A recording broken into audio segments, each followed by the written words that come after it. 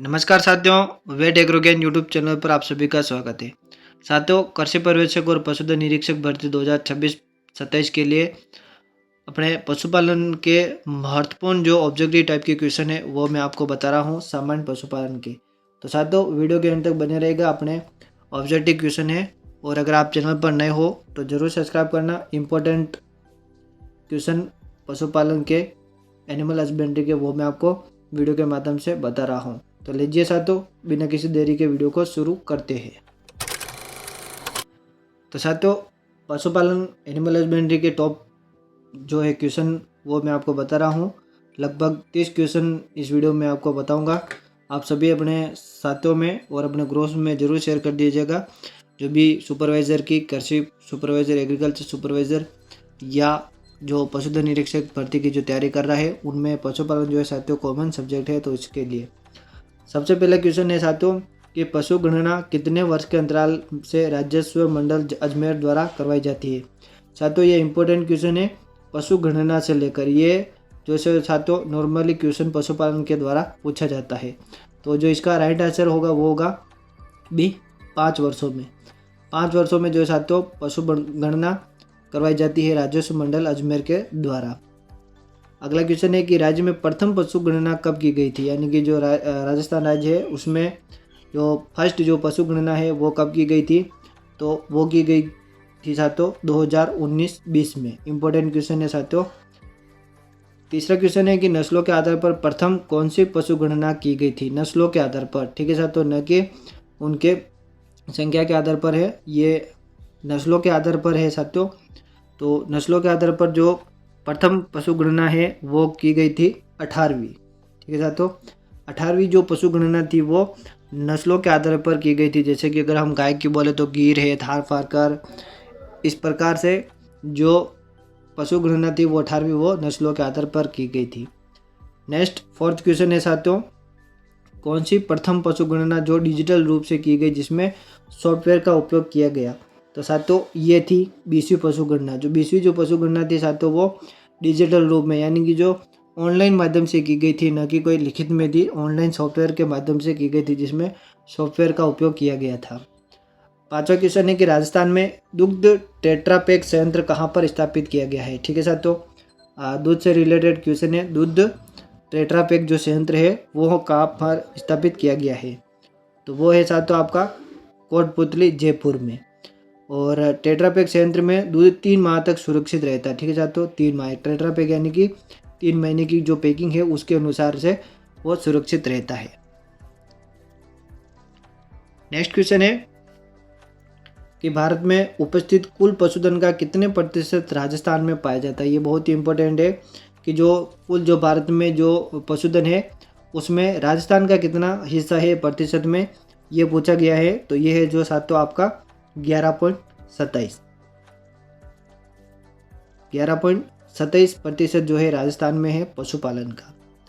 सातवां क्वेश्चन है कि राजस्थान पशु चिकित्सा एवं पशु विज्ञान विश्वविद्यालय की स्थापना हुई, यानी कि जो आपका राजवास बीकानेर है, राजस्थान यूनिवर्सिटी, जो कब स्थापित की गई। तो ये आपके 2010 में की गई।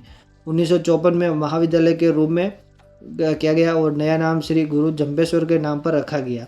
और जो वेटरनरी विश्वविद्यालय जो जोबनेर जयपुर है वो 2023 में प्रस्तावित है। ये बहुत ही इंपॉर्टेंट क्वेश्चन है आपका। नेक्स्ट क्वेश्चन है कि 20वीं पशु गणना की रिपोर्ट कब जारी की गई। जो 20वीं जो पशु गणना हुई है उसकी रिपोर्ट कब जारी की गई थी, इसके बारे में पूछा है।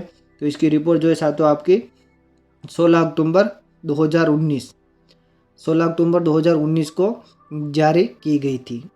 नेक्स्ट क्वेश्चन है कि राज्य की कुल जीडीपी में पशुधन व मत्स्य का कितने प्रतिशत योगदान है। ये बहुत ही इंपॉर्टेंट क्वेश्चन है साथियों कि जो राजस्थान राज्य है उसके जो कुल जीडीपी है उसमें पशुधन का और मत्स्य का कितना प्रतिशत में योगदान पूछा गया है। तो ये आपका आंसर हो जाएगा इसका 4.11% तो पशुधन का है और 1% जो है साथियों आपका मत्स्य का योगदान रहा है। नेक्स्ट क्वेश्चन है कि कृषि से प्राप्त सकल घरेलू उत्पाद का कितने प्रतिशत पशुधन से प्राप्त होता है। ये भी इम्पोर्टेंट क्वेश्चन है कि जो कृषि से जो इतना भी जो प्राप्त सकल घरेलू उत्पाद है उसमें पशुधन से कितना प्राप्त होता है, ये पूछा गया है। तो इसका आंसर है 25.6%। ठीक है साथियों, 25.6% है। नेक्स्ट क्वेश्चन इम्पोर्टेंट है साथियों कि जो पशु जो मध्यकाल में आता है, पशु को मध्यकाल के कितने घंटे बाद गर्भित करवाना चाहिए। ये बहुत ही इम्पोर्टेंट क्वेश्चन है साथियों, आपका फील्ड वर्क से रिलेटेड भी और पशुपालन विभाग का भी बहुत इंपॉर्टेंट क्वेश्चन है कि जब भी पशु को अगर हीट पे आता है तो शुरुआती हीट के बाद में उसको कितने घंटे के बाद में क्रॉस करवाया जाना चाहिए। तो इसका आंसर होगा जो साथियों आपका 12 से 18 घंटे के बाद में उसको गर्भित, यानी कि उसकी एआई है या फिर नेचुरल सर्विस है वो करवा देनी चाहिए। नेक्स्ट क्वेश्चन है कि गाय, बैल, बछिया को 100 किलोग्राम शरीर भार पर कितने किलोग्राम शुष्क पदार्थ देते हैं, यानी कि जो ड्राई मैटर है वो कितना खिलाना चाहिए गाय, बैल, जो बछिया है उसके 100 किलोग्राम शरीर पर कितने ग्राम शुष्क पदार्थ यानी कि ड्राई मैटर वो कितना देना चाहिए प्रत्येक 100 किलोग्राम पर। तो ये देना चाहिए जो साथ आपको 2.5 kg, यानी कि अगर 100 किलो का अगर पशु है तो उसको 2.5 kg शुष्क ड्राई मैटर खिलाना चाहिए। अगर यही क्वेश्चन अगर भैंस के बारे में पूछा जाए तो भैंस को 100 किलोग्राम शरीर भार पर कितने किलोग्राम शुष्क पदार्थ देते हैं, तो भैंस को तो जो साथ तो आपका 3 किलोग्राम देते हैं। कितना देते हैं? 3 kg देते हैं। और जो गाय, बैल, बछिया है उसको 2.5 kg देते हैं, यानी कि आधा किलो भैंस का ज़्यादा रहता है। नेक्स्ट क्वेश्चन है कि गाय को 1 किलोग्राम दाना कितने लीटर दूध उत्पादन पर दिया जाता है, यानी कि उसके दूध के उत्पादन के हिसाब से उसको कितना किलोग्राम दाना देना चाहिए। तो यानी कि अगर 1 किलोग्राम दाना है देना है तो उसको कितना दूध पर 1 किलोग्राम दाना देना चाहिए, दूध उत्पादन पर देना चाहिए। बहुत ही इंपॉर्टेंट क्वेश्चन है साथियों फील्ड के हिसाब से। तो ये 3 लीटर पर होगा। अगर 3 लीटर दूध दे रही है तो 1 किलोग्राम दाना देना चाहिए। 6 लीटर दूध है तो 2 किलोग्राम दाना देना चाहिए। इस प्रकार से क्वेश्चन पूछा गया है। अगला क्वेश्चन है साथियों कि भैंस को 1 किलोग्राम दाना कितने लीटर दूध उत्पादन पर दिया जाता है। ये गाय और भैंस का दोनों को साथियों अलग अलग पूछा जाता है, क्योंकि दोनों की जो रिक्वायरमेंट है साथियों वो अलग अलग तरीके से होती है। तो भैंस का जो है साथियों 2.5 लीटर का हो जाएगा। और अगर गाय का पूछे तो 3 लीटर पर 1 किलो दाना है, और अगर भैंस का पूछे तो 2.5 लीटर दूध पर 1 किलो दाना देना चाहिए। और यही क्वेश्चन अगर प्रजनन, यानी कि जो ब्रीडिंग्स के लिए जिन बैलों का, सांडों का उपयोग जो किया जाता है उसको कितना दाना देना चाहिए, प्रजनन करने वाले सांडों को कितना दाना देना चाहिए, ये भी बहुत इम्पोर्टेंट क्वेश्चन है। तो ये आपका 2 kg का हो जाएगा। 2 किलो दाना देना चाहिए प्रजनन करने वाले दाना, ठीक है साथियों, न कि चारा, जिसमें हम वाटा बोल सकते हैं, जो कंसंट्रेटेड होता है वो देना चाहिए। नेक्स्ट क्वेश्चन है कि गाय भैंस को प्रतिदिन कितने किलोग्राम हरा चारा खिलाना चाहिए। ठीक है साथियों, प्रतिदिन, अब दिन के हिसाब से पूछा गया, न कि वेट के हिसाब से। पर डे उसको कितना किलो जो है साथियों हरा चारा, जो ग्रीन फॉडर है वो खिलाना चाहिए गाय भैंसों को। तो इसका आंसर हो जाएगा साथियों आपका 15 से 20 kg जो है साथियों उनको हरा चारा खिलाना चाहिए। और हरे चारे में जो है साथियों मॉइस्चर की मात्रा ज़्यादा होती है, नमी की मात्रा, तो उसका वजन वैसे ही ज़्यादा रहता, तो वो लगभग 15 से 20 किलो हो जाता है। नेक्स्ट क्वेश्चन है कि जो पशु को गर्भधारण के कितने दिन बाद गर्भधारण की जांच की जाती है। ठीक है सर, तो यानी कि ये प्रेगनेंसी डायग्नोसिस यानी कि पीडी के बारे में पूछ रहा है कि उसको जो सर्विस करवा दी है, नेचुरल है या फिर ये ही करवाने के बाद में उसकी गर्भ की जांच, जो पीडी है प्रेगनेंसी डायग्नोसिस, वो कितने दिन के बाद में की जाती है नॉर्मली। ठीक है साथियों, नॉर्मली पूछा जाता है। और बाकी जो अगर साथियों फील्ड में देखा जाए तो साथियों सभी अपने अनुभव के हिसाब से अलग अलग तरीके से करते हैं, लेकिन इसमें जो राइट आंसर होगा आपका 60 से 90 दिन का होगा। ठीक है साथियों, 2 से 3 महीने का आपका प्रेगनेंसी डायग्नोसिस का रहता है। और नॉर्मली जो साथियों फील्ड में भी इसी टाइम पर करते हैं, सभी अपने अपने अनुभव के हिसाब से। नेक्स्ट क्वेश्चन है कि कृत्रिम गर्भाधान में कितना वीर्य काम में लिया जाता है। जो अगर साथियों नेचुरली ए का पूछा जाए तो साथियों जिसमें किसी पशु को मेंशन नहीं किया गया है, तो नॉर्मली अगर पूछा जाए कि कृत्रिम गर्भाधान में कितना वीर्य काम में लिया जाता है, तो इसका आंसर हो जाएगा आपका 0.5 से लेकर 2 ml तक नॉर्मली काम में लिया जाता है। ठीक है साथियों, नेक्स्ट क्वेश्चन है कि गाय भैंस की नाड़ी गति किस धमनी से ज्ञात की जाती है। ठीक है, तो नाड़ी गति जो आपका वो किससे ज्ञात की जाती है, गाय भैंसों में। नॉर्मली अगर गाय भैंसों में पूछे तो साथियों इसका आंसर हो जाएगा आपका कॉक्सियल जो धमनी होती है वहाँ से उसकी नाड़ी गति को मापा जाता है। नेक्स्ट क्वेश्चन है कि भेड़ बकरी की नाड़ी गति किस धमनी से ज्ञात की जाती है और घोड़े की गति किस धमनी से, यानी कि जो गाय भैंस, भेड़ बकरी और घोड़े की तीनों की जो साथियों अलग अलग जो धमनी होती है उससे मापी जाती है और इनका भी अलग अलग आंसर होता है। तो गाय भैंस की तो होगी कॉक्सियल, भेड़ बकरी की हो जाएगी आपका फीमोरल धमनी।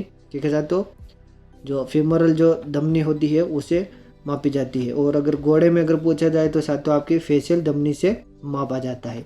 कॉक्सियल, फीमोरल और फेशियल, ये तीनों के आपको अलग अलग ध्यान रखना है।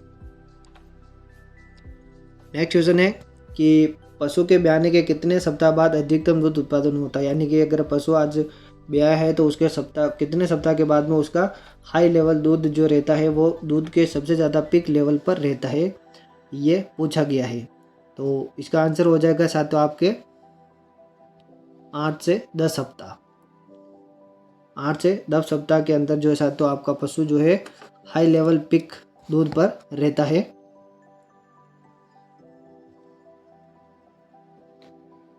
नेक्स्ट क्वेश्चन है साथियों कि पशु के कौन से ब्यात में सर्वाधिक दूध उत्पादन होता है। ये तो साथियों जब पशु ब्याया है उसके कितने सप्ताह के बाद में पूछा गया है, यानी कि जो प्रेजेंट टाइम में जो वो ब्याया हुआ है दूध दे रहा उस समय के साथ।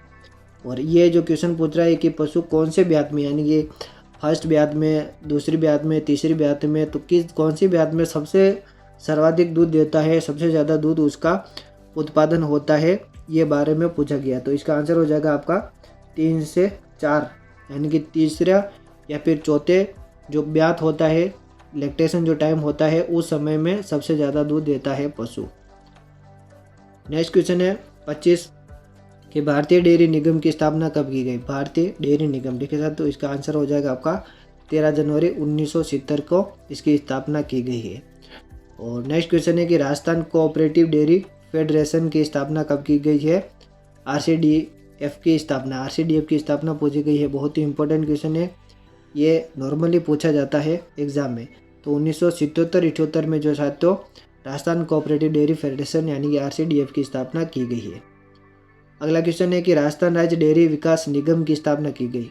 राजस्थान राज्य डेयरी विकास निगम की, ये कुछ इस तरह के क्वेश्चन होते हैं जो साथियों आपस में कंफ्यूज कर सकते हैं। तो इसका आपको ध्यान में रखना है कि कौन से स्थापना कब की गई है। तो इसका आंसर हो जाएगा साथियों आपका 1975 में राजस्थान राज्य डेयरी विकास निगम की स्थापना की गई है। नेक्स्ट क्वेश्चन है कि पशुओं के बालों व त्वचा को ब्रश से साफ करना क्या कहलाता है। ये नॉर्मल क्वेश्चन है साथियों आपका पशुपालन का बहुत ही इम्पोर्टेंट क्वेश्चन है। और पशु के जो बाल जो होते हैं, उसकी जो त्वचा जो होती है, उस पर जो हम ब्रश से जो साफ करते हैं, ब्रशिंग जो करते हैं, उसकी जो सफाई जो करते हैं, उसको क्या कहते हैं। तो उसको कहते हैं साथियों ग्रूमिंग। ठीक है साथियों, क्या कहते हैं, ग्रूमिंग। उनके बालों की सफाई करना, त्वचा की सफाई करना ग्रूमिंग कहलाता है। और नेक्स्ट क्वेश्चन है कि बकरियों द्वारा झाड़े हुए पेड़ को खाना क्या कहलाता है। यानी कि जो बकरियाँ जो होती है साथियों आपको पता ही है, नॉर्मली ज़मीन पर न चरकर जो झाड़ियाँ जो होती है, जो पेड़ जो होती है, उनकी पत्तियों को खाती है। तो उस प्रक्रिया को क्या कहते हैं, तो उसको कहते हैं ब्रूजिंग। ठीक है साथियों। नेक्स्ट क्वेश्चन है कि पशुओं का जन्म से ही सिंग रहित होना क्या कहलाता है। यानी कि अगर वो जन्म से ही साथियों सिंग नहीं है, उसके जो हॉर्न है वो नहीं है, तो उस पशु को हम क्या कहेंगे, तो उसको कहेंगे पोल्ड। जो बिना सिंग का जो पशु होता है उसको पोल्ड बोला जाता है। तो ये है साथियों आपके टॉप 30 क्वेश्चन सामान्य पशुपालन के जो मैंने बताए हैं। और नेक्स्ट क्वेश्चन जो साथियों आपको नेक्स्ट वीडियो में बताऊंगा। ऐसे ही मिक्स क्वेश्चन आपको हर एक वीडियो में पर डे आपको पता दिए जाएंगे। और ऐसे ही वीडियो देखने के लिए जुड़े रहेगा। हम मिलेंगे नेक्स्ट वीडियो में किसी अन्य नए क्वेश्चन के साथ में, इम्पोर्टेंट क्वेश्चन के साथ में। अभी के लिए बस इतना ही। तब तक के लिए जय हिंद एंड वंदे मातरम।